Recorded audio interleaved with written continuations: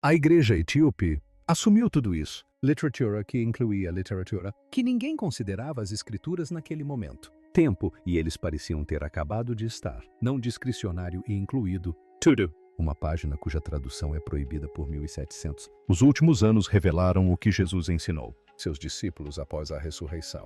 40 dias de instruções secretas e oração. Técnicas, nomes de anjos, mapas do céu. A igreja ocidental queimou todos os exemplares. Eles poderiam encontrar, mas os monges etíopes salvaram um. Eles o esconderam na montanha.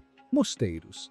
Eles copiaram a mão para 60 gerações, e agora eles quebraram o silêncio deles, o que esta página contém. É um desafio direto a tudo. O cristianismo tradicional ensina sobre salvação, oração e vida após a morte. As implicações ainda estão se desdobrando. A página que eles pressagiavam. Oh, Mashan. A cena inicial mostra Jesus em pé entre os seus discípulos. Discípulos 3 dias após sua morte. Ele diz-lhes que o ministério público era preparação. Agora vem a verdadeira preparação. Ensino. O que se segue são 40 dias de instrução que nunca chegou a ser implementada. Bíblia Ocidental.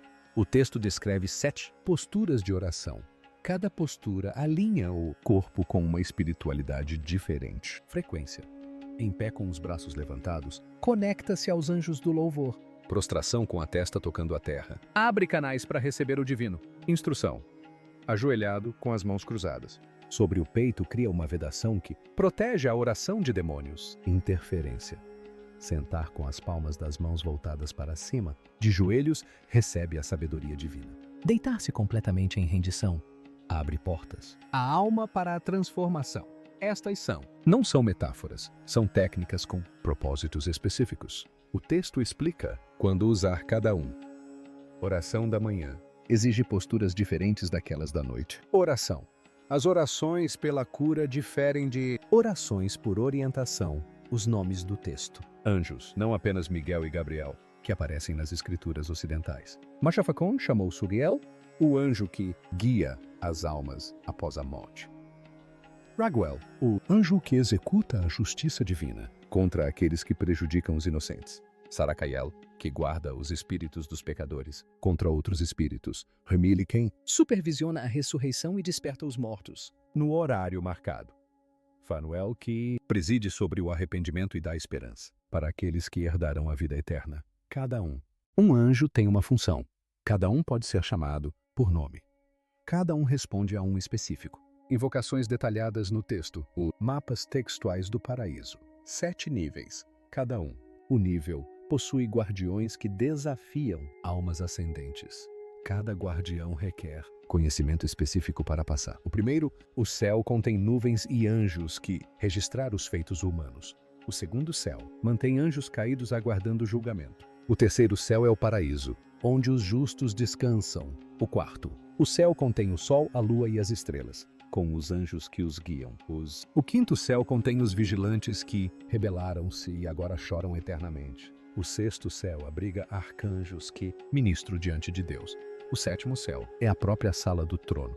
A alma que morre sem esse conhecimento vagueia perdido. Entre níveis. A alma que conhece os nomes e as senhas ascendem diretamente à presença de Deus. Eis o porquê. As autoridades da igreja proibiram a tradução.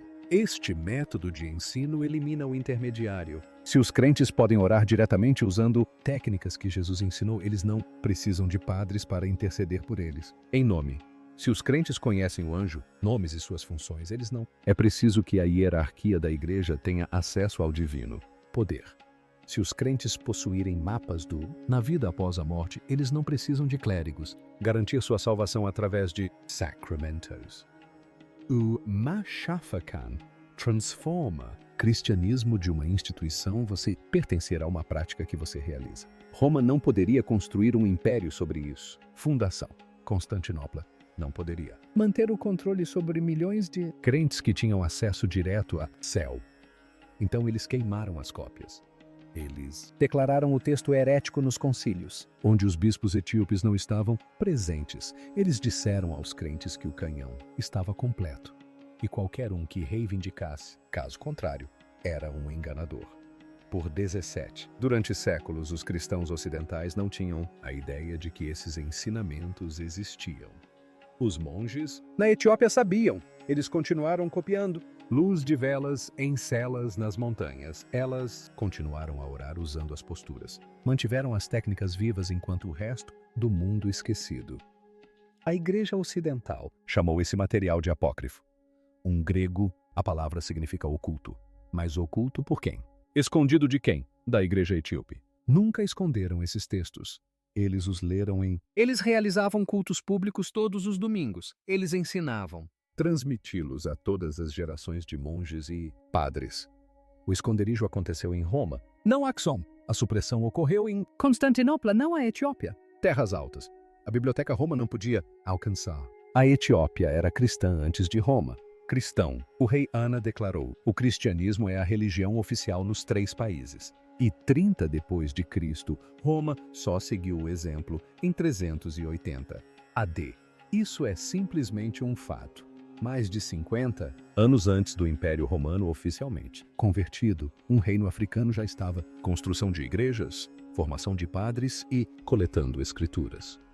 O etíope. A igreja preservou o que Roma destruiu. Seu cânone bíblico contém 81 livros. A Bíblia protestante contém 66 versículos. A Bíblia católica contém 73 versículos sobre a Etiópia. Mantiveram tudo, enquanto os conselhos romanos debateram qual texto pertencia e qual deveria queimar. Copiaram escribas etíopes. Tudo o que eles receberam. Preservação não discricionária. Se for, vieram da tradição apostólica, eles guardou-o. O livro de Enoque descreve anjos caídos que ensinaram humanos. Conhecimento proibido. 200 anjos chamados observadores desceram à terra e corromperam a humanidade. Eles ensinaram metalurgia para armas. Eles ensinavam cosméticos para a vaidade. Eles ensinavam astrologia para a adivinhação. Eles pegaram Esposas humanas e geraram filhos gigantes. chamados Néfilins. Igrejas ocidentais rejeitaram este texto por ser estranho demais, muito detalhado, perigoso demais para pessoas comuns. Crentes. A Etiópia preservou o Pasha-ishi de versão completa, todos os 108 capítulos. Quando estudiosos descobriram fragmentos de Enoque e os manuscritos do Mar Morto em 1947, eles perceberam que o texto era antigo e importante, mas eles só tinham peças. Eles leram o manuscrito completo. Tiveram que ir para a Etiópia. Os monges preservaram o que as cavernas haviam perdido. O livro dos Jubileus reconta o Gênesis com detalhes adicionais que mudam tudo, as datas exatas de criação, eventos calculados até o dia, origens dos demônios como espíritos dos mortos. Nefilins, o deus do calendário, na verdade, instituiu um calendário solar de 364 dias, não o calendário lunar usado por outros tradições. Igrejas ocidentais rejeitaram este texto. A Etiópia o lê como escrituras em rotação regular e dolorida. Os evangelhos de Garama comprovam a antiguidade disso. Tradição é. Em 2010, pesquisadores a rádio da Universidade de Oxford datou estes manuscritos datam de aproximadamente 390 DQs. Isso os torna alguns dos mais antigos. Manuscritos cristãos na Terra. As páginas são de pele de cabra tratada com métodos ancestrais. Técnicas. A tinta contém ouro. As iluminações mostram o lado artístico. Sofisticação que não apareceria em manuscritos europeus ao longo dos séculos. Completo. Retratos dos evangelistas em páginas individuais. Bordas geométricas intrincadas. Cores, ainda vibrantes após 1600 anos. Os manuscritos contêm variantes textuais, que não existem em nenhum ocidente. Tradição, frases que foram editadas, de cópias posteriores, leituras que desapareceu do grego e do latim, versões. Os monges não copiaram de fontes europeias, elas tinham as suas próprias. Linha de transmissão que se estende até apóstolos por meio de canais independentes. Quando estudiosos ocidentais comparam as leituras etíopes com os fragmentos gregos mais antigos, a versão etíope por vezes preserva material mais antigo. A tradição isolada manteve o que a tradição conectada havia suprimido. A geografia tornou isso possível. Os planaltos da Etiópia são fortalezas naturais, cadeias de montanhas que se estendem de norte a sul, com desertos separando o litoral do interior. Nenhuma legião romana jamais marchou para Axum. Nenhum imperador bizantino jamais impôs suas preferências teológicas aos bispos etíopes. Quando exércitos queimaram bibliotecas por toda a Europa e Oriente Médio durante invasões e guerras religiosas, monges etíopes carregaram manuscritos até as montanhas. Trilhas para igrejas rupestres esculpidas em penhascos. Construíram caixas de pedra para proteger as páginas da umidade e dos insetos. Treinaram gerações e gerações de escribas para copiar cada letra com exatidão. Não as tratavam como artefatos de museu. Liam-nas, oravam com elas, ensinavam a partir delas. Para a Igreja Ortodoxa Etíope, esses textos não são curiosidades históricas. São escrituras vivas que moldam o culto diário. O livro de Enoque é lido em certos dias festivos. O livro dos jubileus fornece o calendário para as celebrações sagradas. O Machafacan contém as orações que os monges usam todas as manhãs.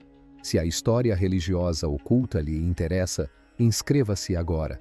Os arquivos etíopes contêm milhares de páginas que ainda nem sequer tocamos. O que as instruções realmente dizem? O Machakidan é um manual. Ele não pede que você acredite. Ele lhe diz o que fazer. Os ensinamentos de 40 dias começam com a respiração. Jesus instrui seus discípulos a respirarem em padrões que preparam o corpo para a recepção espiritual. 3 tempos para inspirar, 7 para segurar e 4 para expirar. Esse ritmo diminui a frequência cardíaca. Esse ritmo aquieta a constante agitação da mente. Esse ritmo abre o que o texto chama de olho interior, a capacidade de perceber a realidade espiritual diretamente. Os discípulos praticam isso por horas todos os dias. O texto diz: a maestria requer 40 dias de esforço consistente. É por isso que o ensinamento durou exatamente 40 dias. Em seguida vêm as visualizações. Imagine a luz descendo do alto. Não uma luz imaginária, luz real que existe, quer você a perceba ou não. A prática ensina a percepção. Imagine a luz entrando pelo topo da cabeça. Sinta como calor ou pressão. Imagine preenchendo a cavidade torácica onde reside a alma. Imagine irradiando para fora através dos membros até que todo o corpo brilhe. O texto diz: neste estágio, os praticantes avançados tornam-se visíveis aos anjos. Suas orações viajam mais rápido. Seus pedidos recebem prioridade. Em seguida, vêm os nomes. Quando você ora, invoca anjos específicos para propósitos específicos. Você não ora genericamente no vazio, esperando que algo ouça.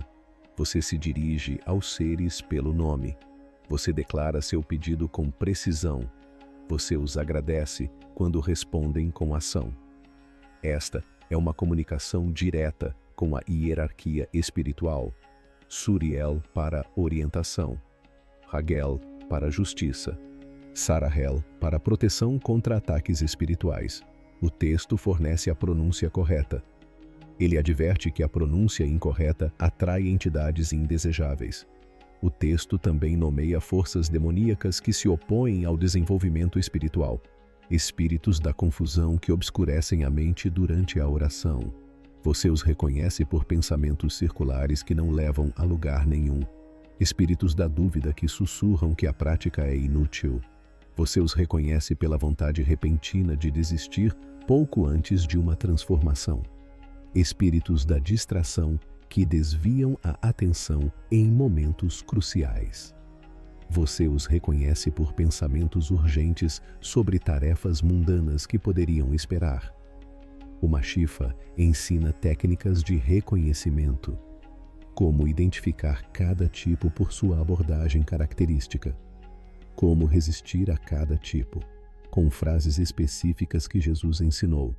Como banir essas energias negativas usando nomes de anjos que têm autoridade sobre elas. Eis o que isso significa para você. Se você é um cristão que já sentiu que algo está faltando em sua fé, este texto explica o que a tradição ocidental lhe ofereceu. Crenças a serem professadas, artigos de fé, credos a serem recitados, doutrinas a serem afirmadas. A tradição etíope, por sua vez, Oferece técnicas a serem praticadas, ações a serem realizadas, habilidades a serem desenvolvidas. Acreditar que Jesus salva é uma coisa. Aprender as posturas de oração que ele ensinou a seus discípulos mais próximos é outra. Confiar na existência de anjos é uma coisa.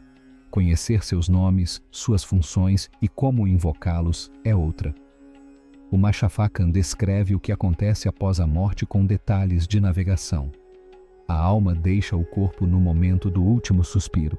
Anjos e demônios aparecem imediatamente para competir por ela. A alma que conhece os nomes pode invocar a ajuda angelical e recebê-la. A alma que conhece a geografia do céu pode se orientar e começar a ascender. A alma que conhece as senhas pode passar por cada portal sem dificuldade. A alma que nada sabe vagueia confusa entre os níveis até que algo a reivindique. A alma despreparada é vulnerável. A alma preparada é protegida. Isso não é teologia para debate. Este é um guia para a prática. A Igreja Ocidental decidiu que os crentes comuns não conseguiriam lidar com esse material. Muito complicado para camponeses simples. Muito perigoso para pessoas que poderiam praticar incorretamente. Muito propenso a produzir praticantes independentes que não precisavam de validação institucional para suas experiências espirituais. Então, eles criaram uma versão mais simples da fé. Acredite nas coisas certas. Realize os rituais corretos administrados pelo clero. Confie na igreja para cuidar dos aspectos espirituais em seu nome. Pague seus dízimos, obedeça aos seus sacerdotes e espere o melhor quando morrer. A Etiópia rejeitou essa simplificação. Monges etíopes ainda praticam essas técnicas hoje em mosteiros espalhados pelas terras altas. Eles oram em pé por horas, usando as posturas descritas no Machafacan. Jejuam, usando métodos que fazem o monasticismo ocidental parecer confortável em comparação. Cantam em escalas e ritmos antigos que desapareceram das igrejas europeias há mais de um milênio. Relatam visões. Eles descrevem encontros com os anjos que chamam pelo nome. Afirmam ter tido experiência direta das realidades divinas descritas no texto. Não se tratam de reconstituições históricas para turistas. São tradições vivas, mantidas ininterruptamente desde o século IV. Os monges que as praticam dizem que os ensinamentos funcionam. Por isso, os protegeram durante 1700 anos. Por isso, os copiaram à mão, geração após geração. Por isso, recusaram-se a deixá-los morrer, mesmo quando o resto do mundo se esqueceu de sua existência. O silêncio foi quebrado. Por que os monges falaram agora? A Igreja Ortodoxa Etíope preservou esses textos em meio a tudo.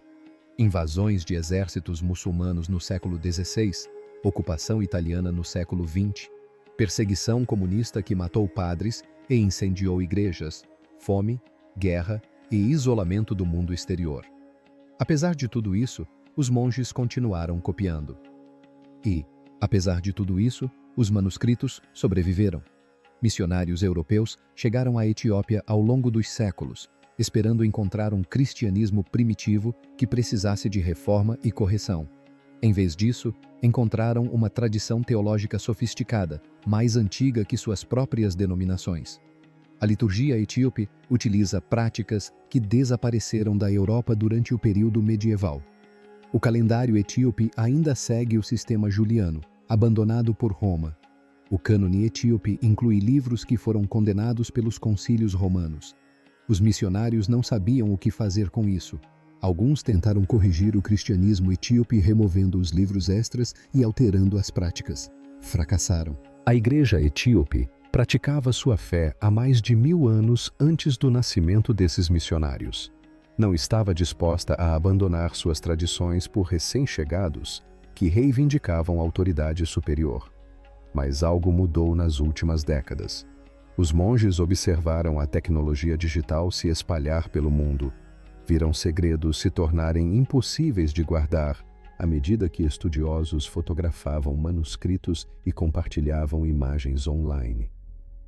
Viram acadêmicos ocidentais obterem acesso a fragmentos e publicarem teorias sobre textos que nunca haviam lido completamente. Melhor controlar a narrativa do que deixar que outros a distorçam.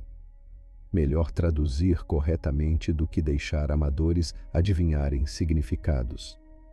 Eles também observaram o declínio do cristianismo na Europa e na América do Norte.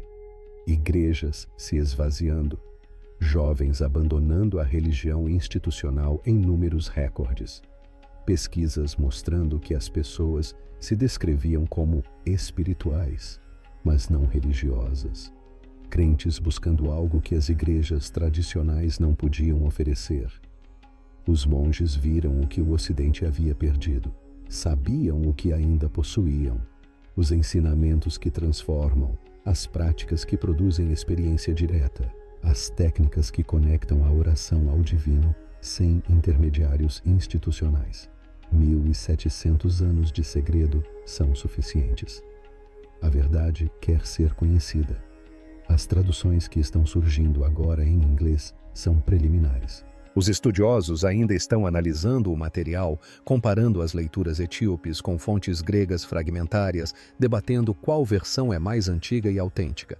Esse processo levará décadas, mas a porta está aberta, a página está disponível.